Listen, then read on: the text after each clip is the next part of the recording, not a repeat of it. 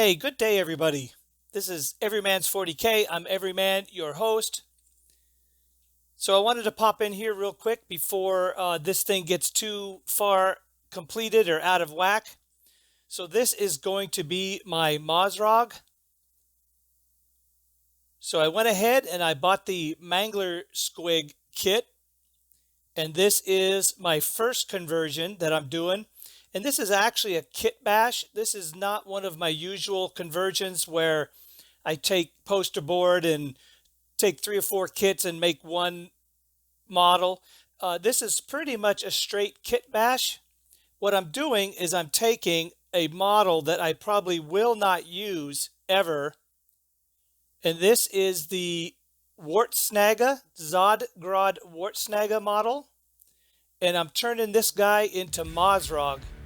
So I wanted to pop in here real quick and I wanted to show you the back. So if you look closely, right here underneath his chin on the back part. So come in here, right in here. So what I've done is I've clearanced and I kept working this and working this and working this right under his chin with the X-Acto blade. Just kept working it back and forth, back and forth, back and forth. Now, where this glues to the miniature, and here it is here, you can see right here, that is where it's going to glue. Right around there. So, the chin portion on the back side is actually going to be secured. So the reason I cleared this out back here is so once I secure the head into position, I can then fold this or start to bend this and push this back because it's only being held by thin material on the front.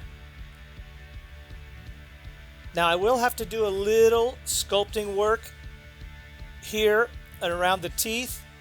So I'll get some green stuff or I'll do something here to go ahead and clean that up.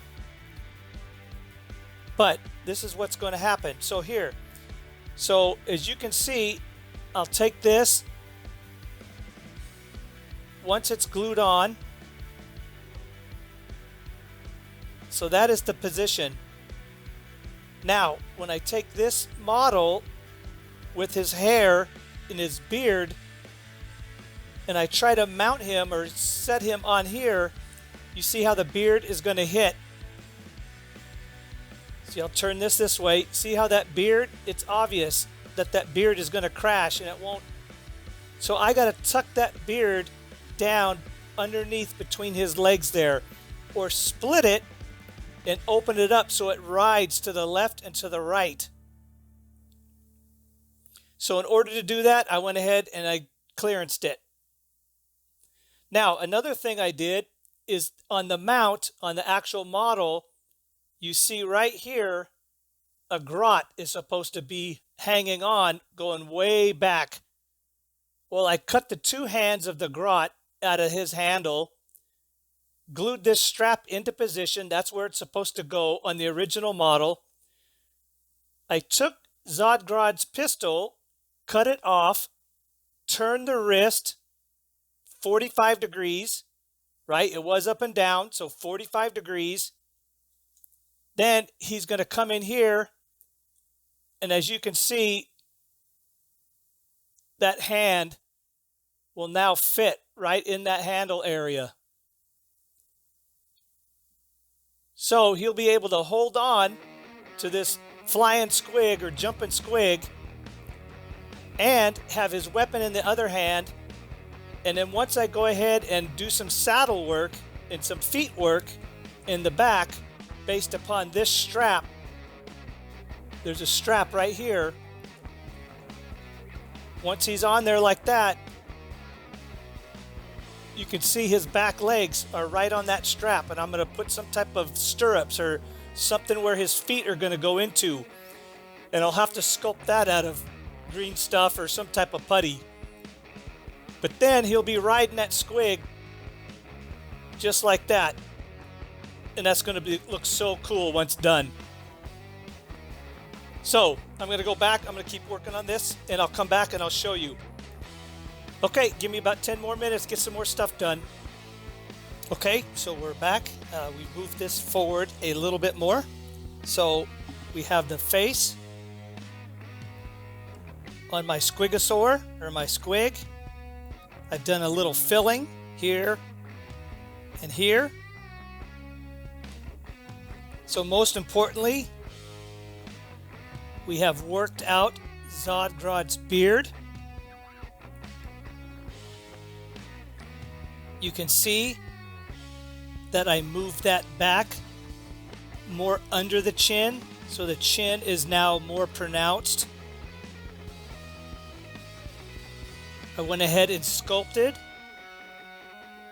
So we smoothed it in, sculpted it back in.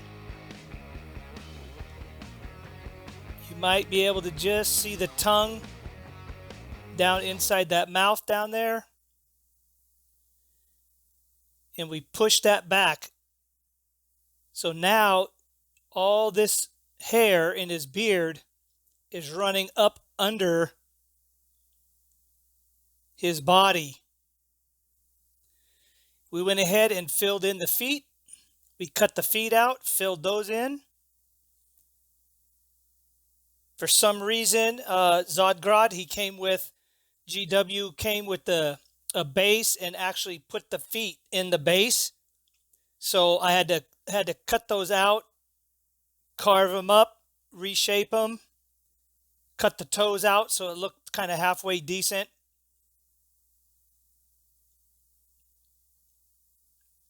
Did a little work on the arm right here. As you can see, I cut it a little bit, had to turn it just a tad to get it to fit even better. And then I went ahead and kind of sculpted, smoothed that area out. So essentially he's ready to go. So we go ahead, put him here. You can see, drop his hand right between those 2 points. Got his feet nice and tucked up underneath the front legs. So now what we have to do is we have to make some kind of stirrups in the back. So again, I'm going to work on this a little bit more, but we are very close. So another thing I wanted to show you is here in the background, you can go ahead and see my bases for my beast snaggas and my Squighogs. So I want to go ahead and I want to show you how I do my bases for a desert base. So I have my little bucket here with my sand. This sand is literally sand from a Home Depot out of a big 25-pound or 40-pound construction sand bag. Now, obviously, you guys aren't going to go out and buy 40 pounds of this, so use whatever you got. This is what I have. As you can see by these bases back here, I don't even have to paint them, and these are almost done. I mean, look, they're almost complete already. All I have to do is mount the miniatures on them and put some grass or some extra little rocks and stones, and this thing would look cool. So anyway, this is what we're going to do. We're going to take this base. We're going to take glue. Again, this is just glue that I have at the house from woodworking. I take this. On this particular base, I'm going to go, I want different textures. So I want smooth and rocky. So in order to get that, I'm going to come in here. I'm going to smear that on. Take a finger, anything. We're just going to smooth this around.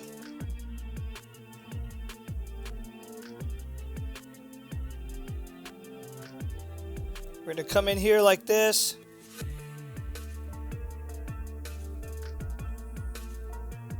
And we're going to leave this part smooth and this part rocky.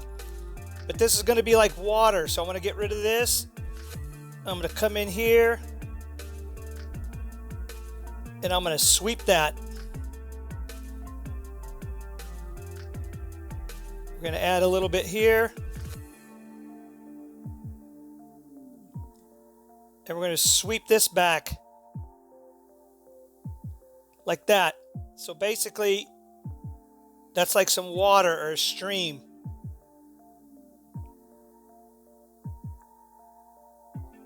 So come in here, get it out to the edge. And we take this.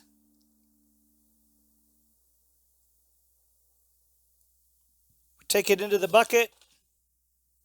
And we just bam, like that.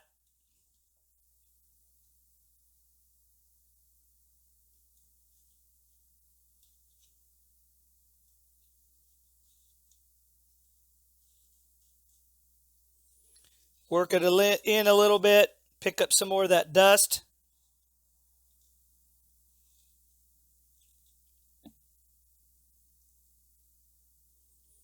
Then we come in here and I just clean the edge.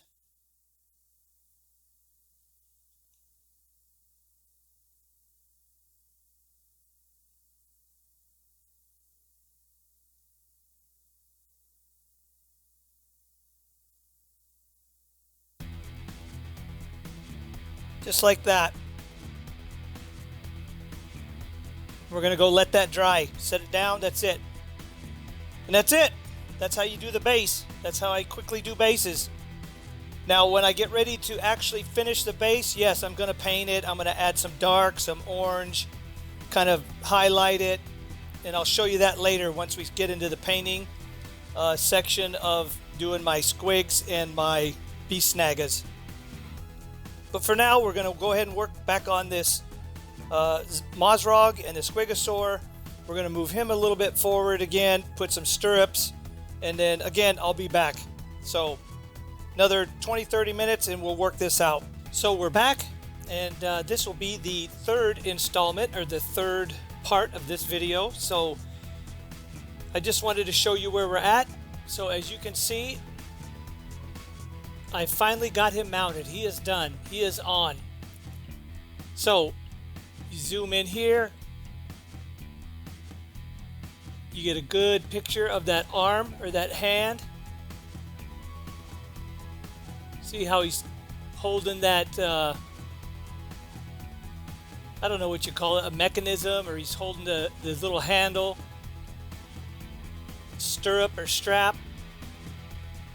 Then I gave him some steel little plates riveted to that leather strap with a foot placement, a little peg. So you got his feet left and right, riding on that peg on both sides. See the two little rivets into the leather strap.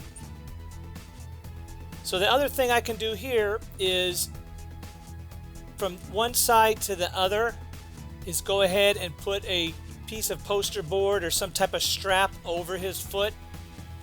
So it's kind of like he slides his foot into the mount instead of just kind of riding on top. But I'm not sure yet. Haven't made that decision. But he is done. He is on. He's glued down, stuck. That's it. He's on. So now what we're going to do is we're going to have to work on basing. So what I'm going to do is I'm going to show you a technique on how to base, or how I base. So here we have a piece of poster board, or not poster board, what do you call this? Foam board. So this is a piece of foam board that has just been cut and whittled away by hand into a piece of stone. So for example, we're going to show you here. Here's a black piece of poster board. So what we're going to do is we're going to take and we're just going to cut this with a pair of scissors, any kind of shape. Then we peel the paper off.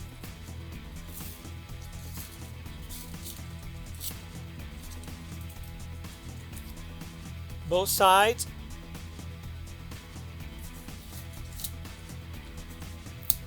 Then we go ahead and we start just breaking it up.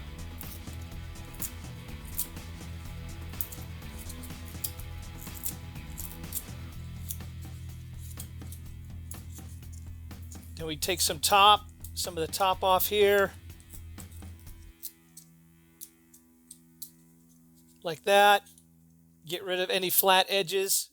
Usually, you know, rocks aren't flat. They don't have pristine, flat, sharp edges. Then we take underneath and we cut some back. Kind of make an underhang. Again, peel some on the top. Get some jagged here going. And see, a good thing about poster board is you can go ahead and mark it. And you can actually texture a portion of it.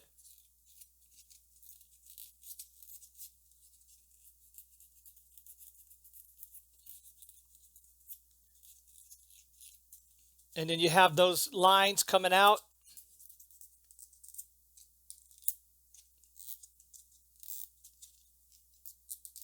You can shape it, form it.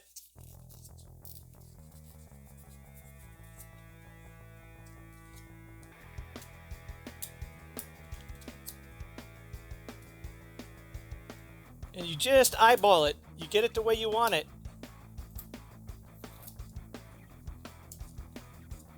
Just like that. So then you take and you go ahead and you find your spot. And what you're going to do is you're going to glue this down, and then you're going to put something heavy on that. A book, magazine, anything that you got that's heavy, so that it compresses down into the stone a little bit as it's gluing. Then what you do is after you get that piece down and it's glued, you come back in with another piece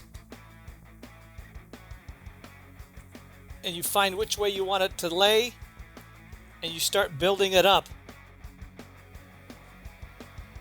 And so you start making steps, almost like slate. So what I'm going to do is for this model, I'm going to make 2 spires. So this is going to be about 4 high, maybe 5, probably 4. This one over here, I'm going to put another one over here. I'm going to come up 2 to 3 high, a little bit shorter. Then I'm going to put a pin in there and hide it so that he is in between those 2 spires, up in the air and at an angle. So that's what we're going to do. So I'm going to achieve that, and then once I'm done with that, I'll come back and I'll show you again. Okay, see you in a few. Okay, it's done. Fantastic. I'm so happy. This thing is going to look so good when I get it painted. Holy cow. So I wanted to be the first guy on the new release to get Zodgrod Wartsnaga converted into something. Use him in a kit bash, and I think I've done it. So let's wrap this thing up. So what I've done is I went ahead and I took a steel pin, right? I didn't want to use plastic. I have plastic here, but the plastic was just not stiff enough, or rigidity, rigid enough. Had too much flex in it. So I went ahead, found this in one of my toolboxes. This is just a piano wire. If you take a look here at the base, on the last section, I told you where I was gonna pin it. Let's get the light here better.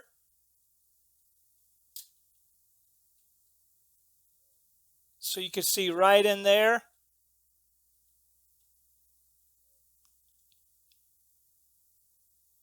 There's where we decided to pin it. So we go ahead, take this bad boy,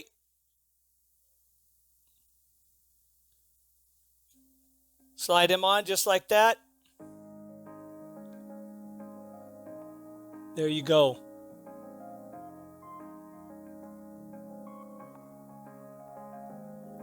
That is going to be fantastic once I get that painted.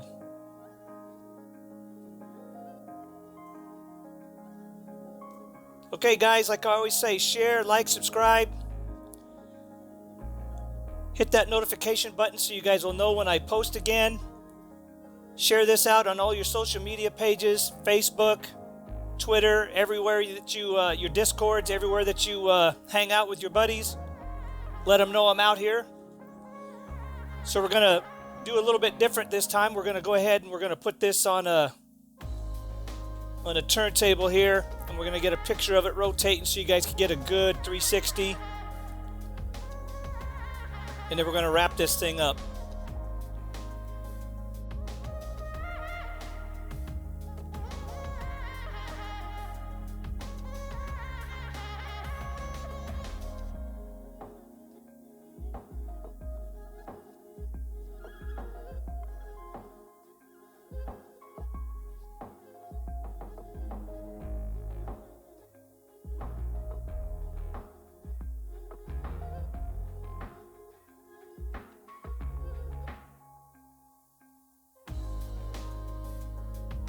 Okay, everybody, that's it for this one.